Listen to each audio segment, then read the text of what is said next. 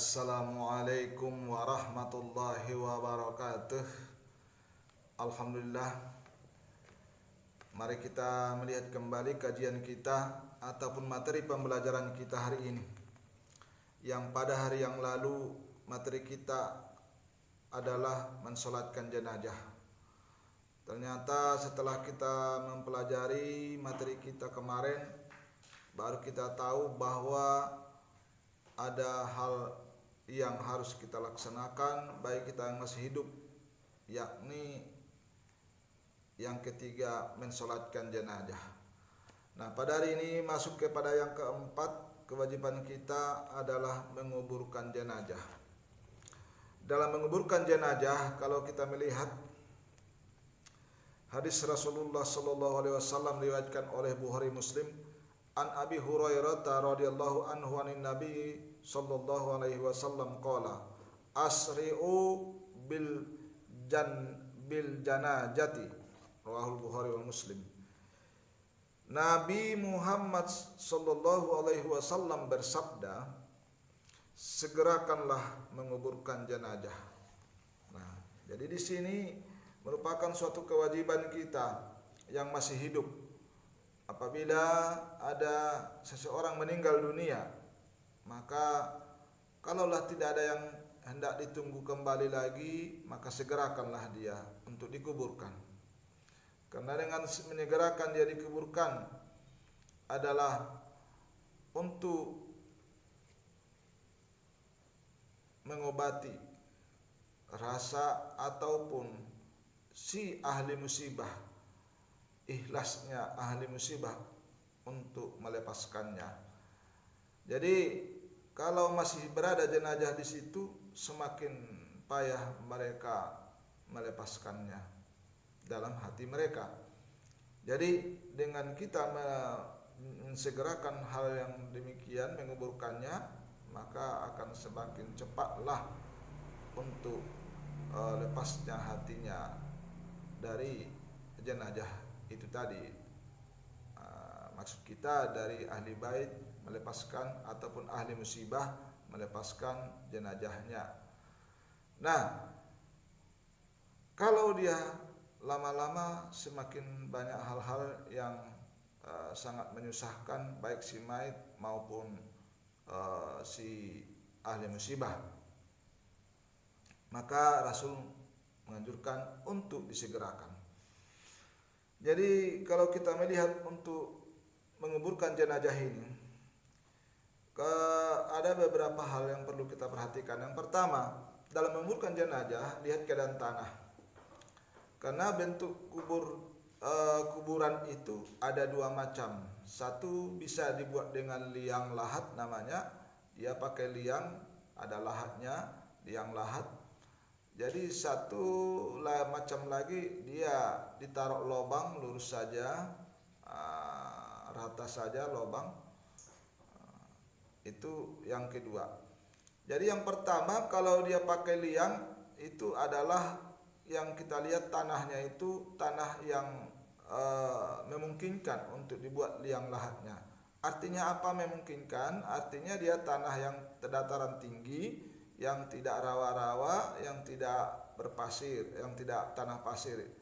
Jadi dia tanah liat, katakan tanah liat ataupun tanah yang biasa kering. Itu bisa yang kemungkinan bisa dibuat liang lahatnya, maka bagusnya dibuat liang lahatnya. Tetapi kalau dia berair yang kondisi tanahnya basah atau berpasir, tidak mungkin buat liang lahat, maka bentuk kuburannya adalah di lubang dengan lurus ke bawah. Nah, kedua macam ini ada dibuat orang. Jadi kalau lurus ke bawah, ditaruh papannya nanti di atas, disusun yang rapi, yang bagus, supaya jangan tanahnya langsung menimpa jenazahnya atau mayitnya.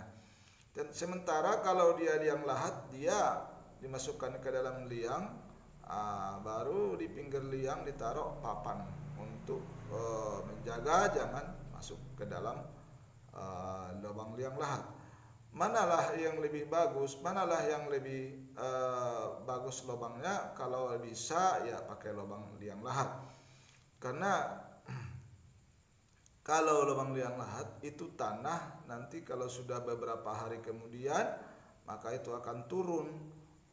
Bisa saja papannya itu kalau udah lapuk, maka kalau dia lubangnya lurus tanpa tiang liang lahat, maka nantinya papannya itu akan rapuh, akan sudah lapuk, maka tanahnya susut, tanahnya itu bisa susut ke bawah, maka berlobanglah jadinya kuburannya.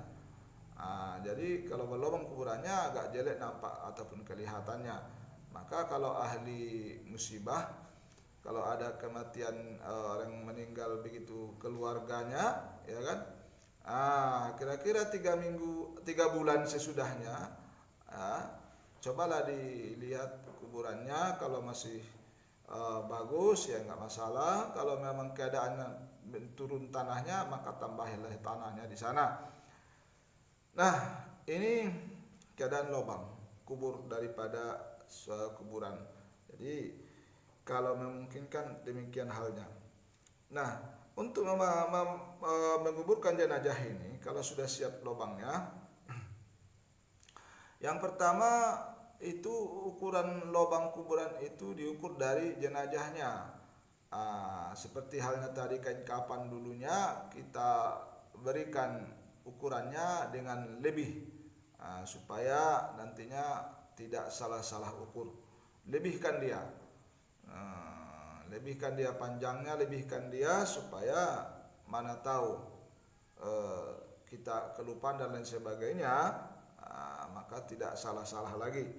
Yang berikutnya kita melihat dalam menguburkan jenazah,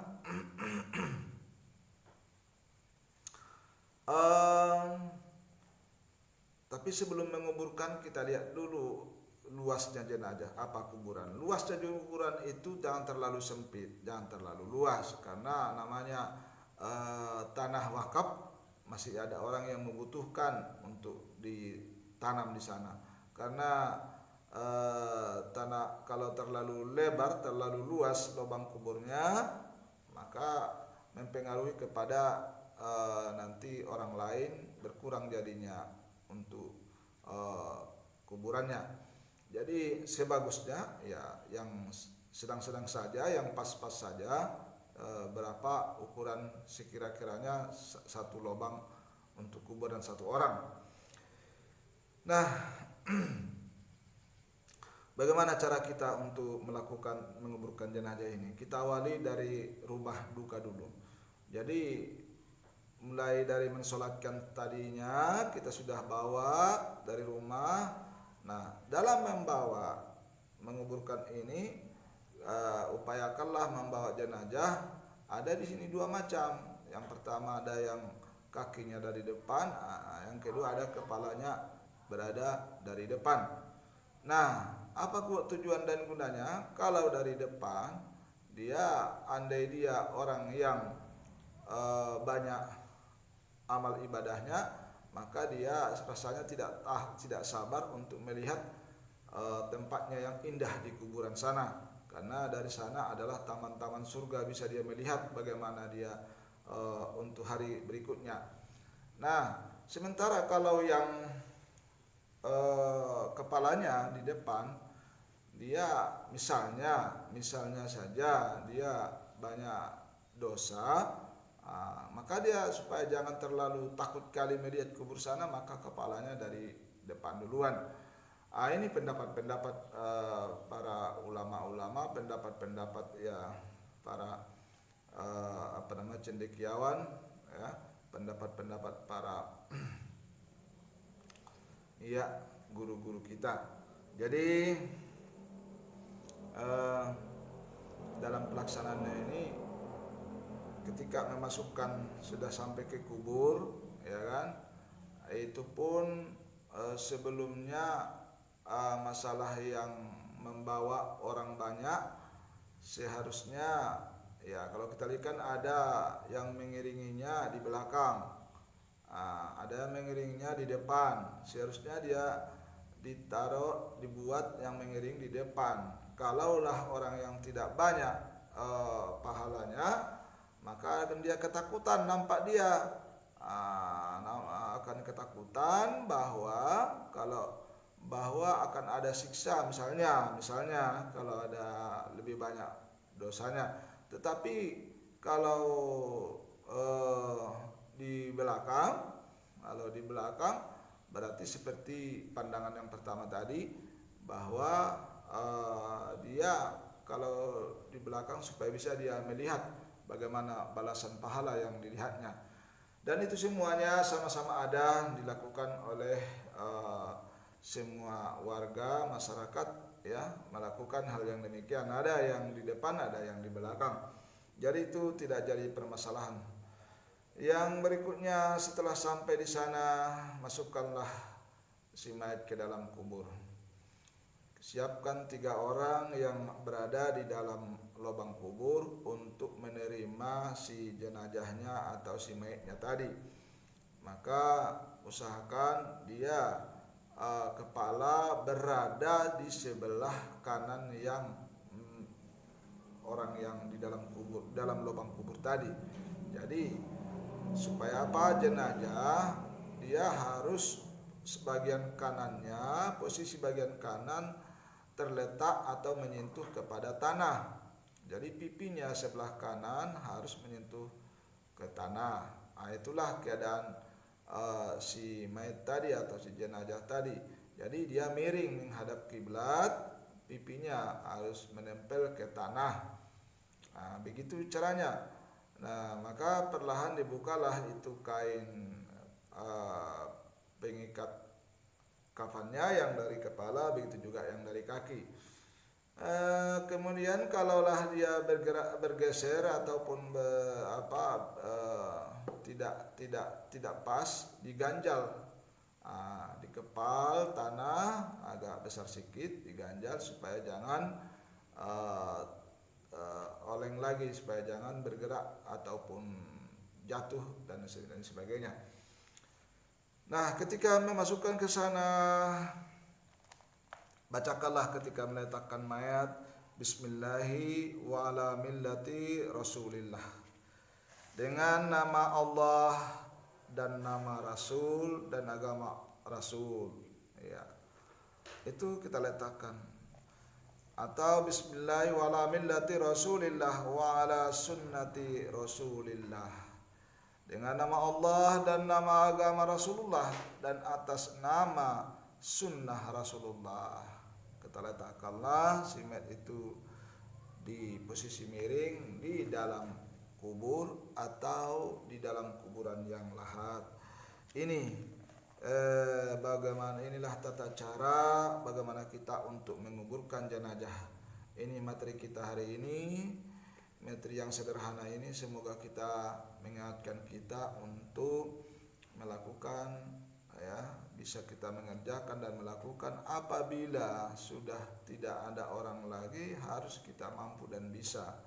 Jadi hanya itu yang dapat saya sampaikan. Kurang lebihnya mohon maaf. Wabillahi taufiq wal hidayah. Assalamualaikum warahmatullahi wabarakatuh.